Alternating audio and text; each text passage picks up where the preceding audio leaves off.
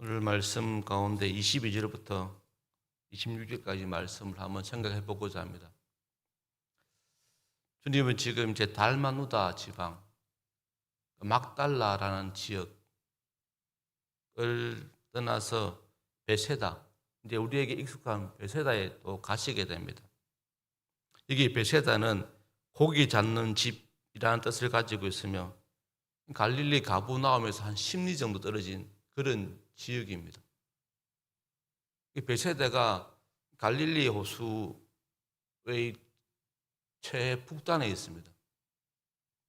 그러니까 우리가 계속 말씀 읽어보면은, 그러니까 지금 이 베세다를 기준으로 해서, 그러니까 서쪽, 그러니까 북서 지역에, 갈릴리 해변 치면은 북서 지역, 그 지역에 지금 우리가 말하는 가브나움이나 또 게네사렛 이런 지역들이 몰려 있거든요. 그러니까 지금 우리가 그런 때의 어떤 지형적인 이해를 두고 읽으시면 편하겠습니다. 그러니까 지금 북서 지역, 갈릴리 해변을 치면 이 북서 지역 쪽에 지금 예수 주님이 지금 활동하고 계시는 그런 모습을 보이고 있습니다. 특별히 베세다는 주님과 특별한 관계가 있는 곳입니다. 요한복음 1장 44절에 보면 주님의 제자 빌립, 안드레, 베드로가 바로 이 지역 출신들입니다. 우리가 기억하는 오병이어 기적도 바로 여기에서 일어났습니다.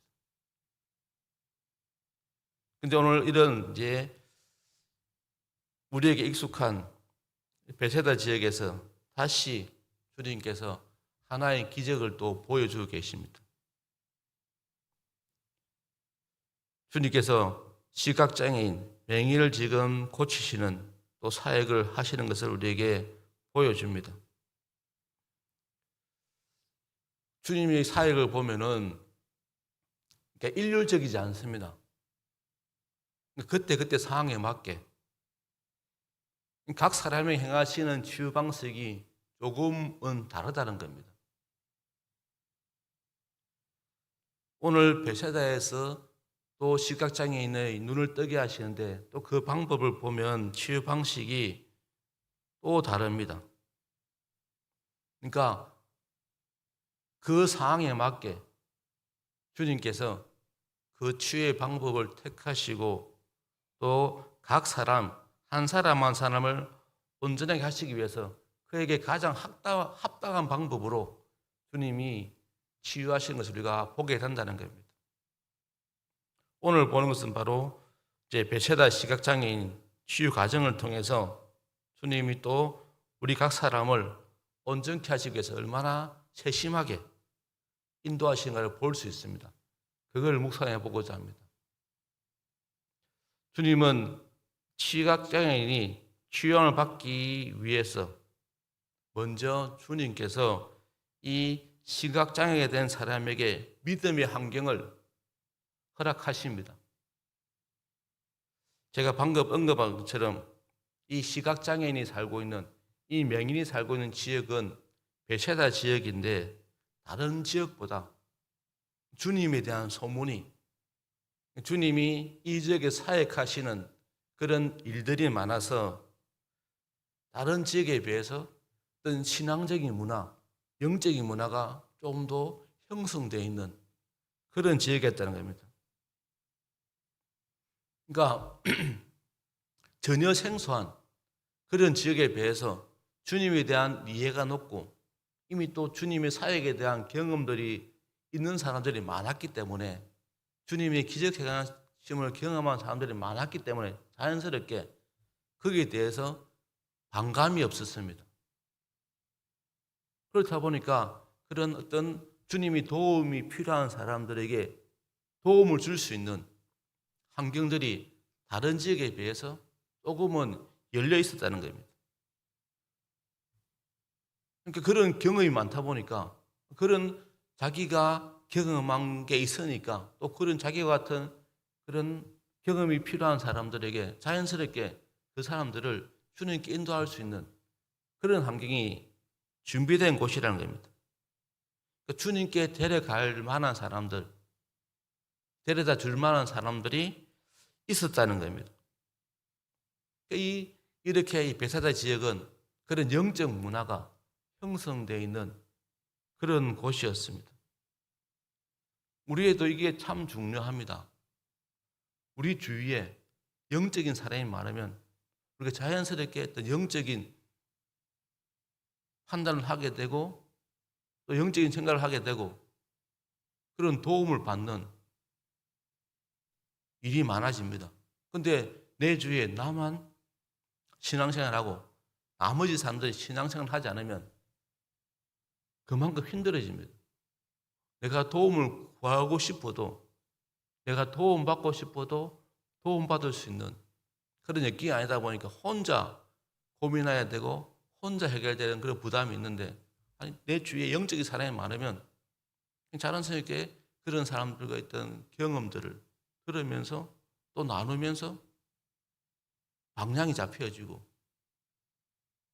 그런 은혜를 경험할 수 있는 기회가 제공되어진다는 겁니다. 그래서 우리가 순이 중요한 겁니다. 기간이 중요한 겁니다. 자꾸 문제가 있으면 순을 떠나려 하는데 순 모임에 참여하지 않으려 하는데 그건 우리가 잘못된 생각입니다.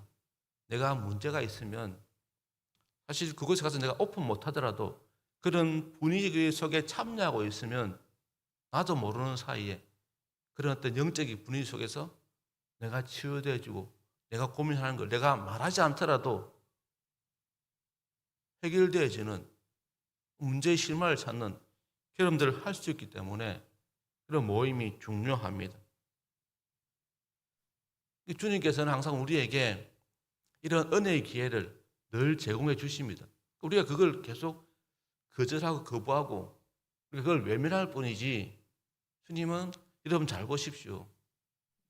내가 어떤 그런 생각을 가지게 되어지면 하나님께서 주님께서 이렇게 미리 예배해 두셨네 하는 그런 고백할 때가 많다는 겁니다. 주님의 은혜가 언제나 우리의 믿음보다 앞서다는 것 우리가 그걸 먼저 오늘 이제 볼 수 있습니다. 그 다음에 두 번째로는 주님은 시각장애인이 된 사람에게 합당한 치유 방법을 사용하셨습니다.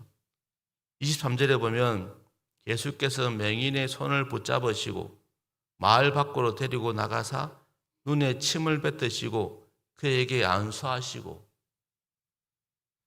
우리가 이 복음서에 보면 주님이 치유 사역을 하실 때 믿음 있는 사람일수록 치유 방법이 간단함을 우리가 보게 됩니다. 예를 들면 20년 동안 혈루증을 앓았던 여인이 치유했을 때 어떻게 치유받습니까? 따라 안심하라.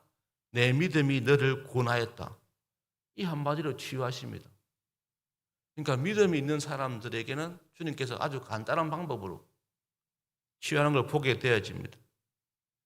또 그러나 신체적인 부자염으로 인해서 단순하게 언어적으로 또 의사소통이 부자유한 사람들에게 말씀보다는 또 신체적인 접촉을 통해서 기타 방법을 통해서 치유하시는 걸 보게 되어집니다.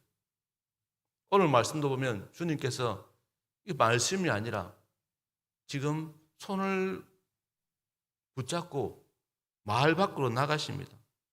그리고 밖으로 나가서 그 맹인에게 눈에 침을 뱉으시고 안수하심으로써 치유하는 모습을 보여주고 있습니다.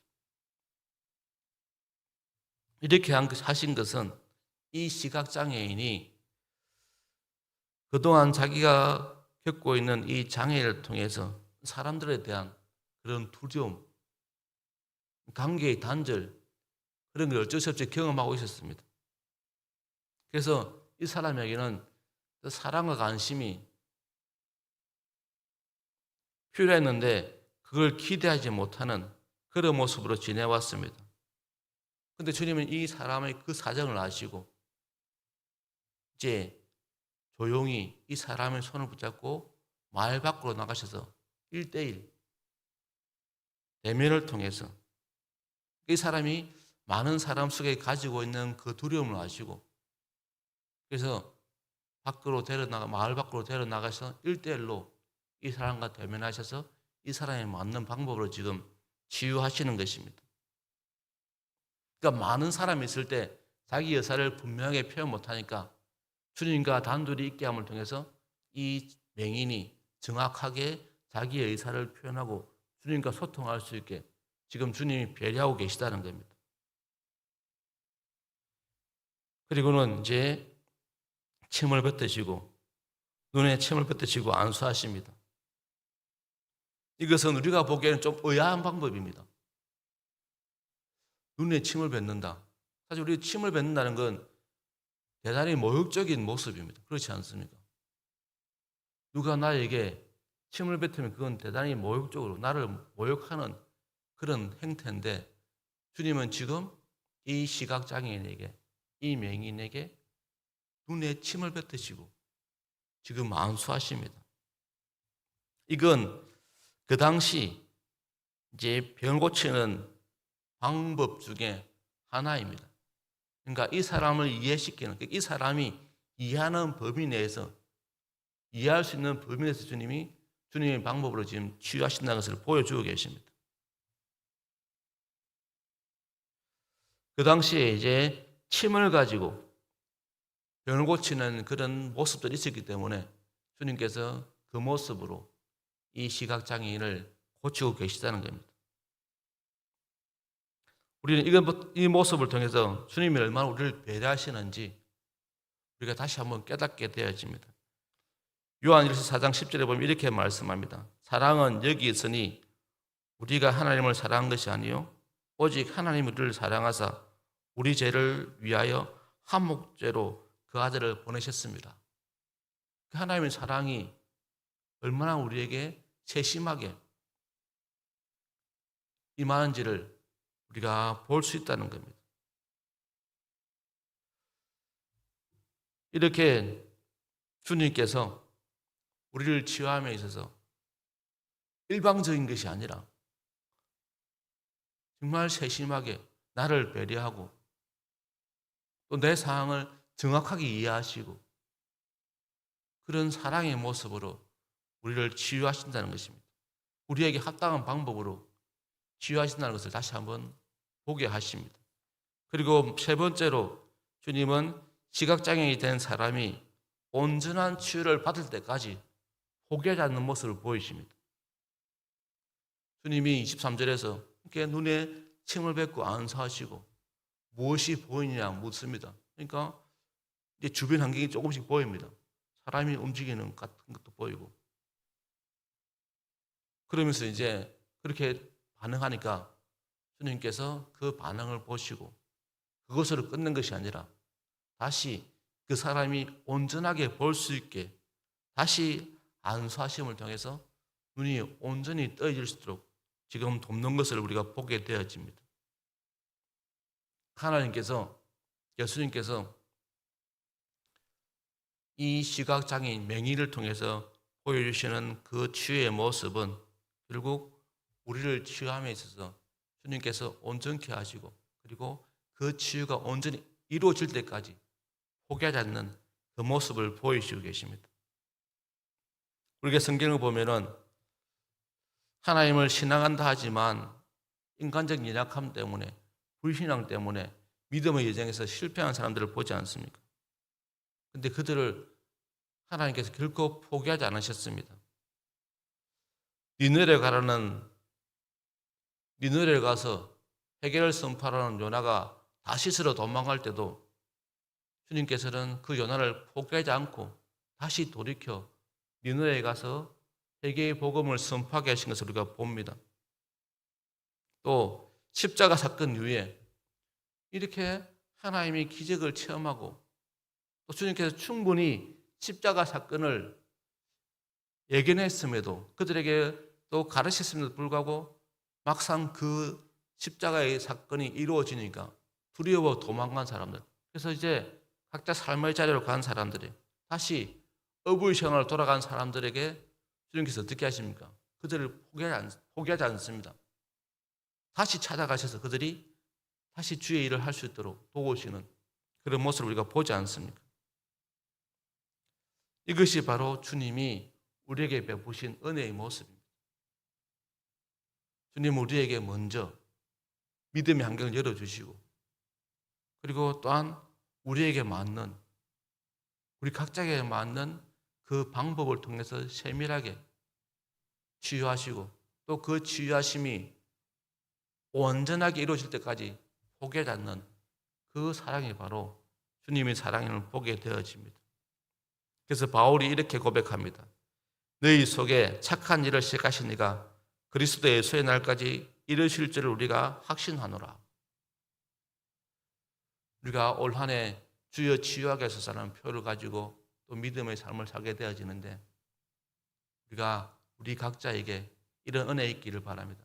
하나님께서 우리에게 믿음의 환경을, 우리의 믿음보다 먼저 은혜로 우리에게 다가오시고, 그리고 그 다가오셔서 우리 각자에 맞게, 내가 지금 처한 상황에 맞게 주님께서 치유해 주시고, 또 그 치유하신 주님이 끝까지 포기하지 않고 치유받을 때까지 치유하시는 은혜가 있음을 우리가 알고, 이 맹인이 이 은혜를 통해서 눈이 뜨인 것처럼 우리 삶에 있어서도 이런 은혜를 통해서 우리가 온전히 치유함을 받고 우리가 더 온전한 믿음으로 주님께 나아갈 수 있는 한 해 될 수 있기를 축복합니다.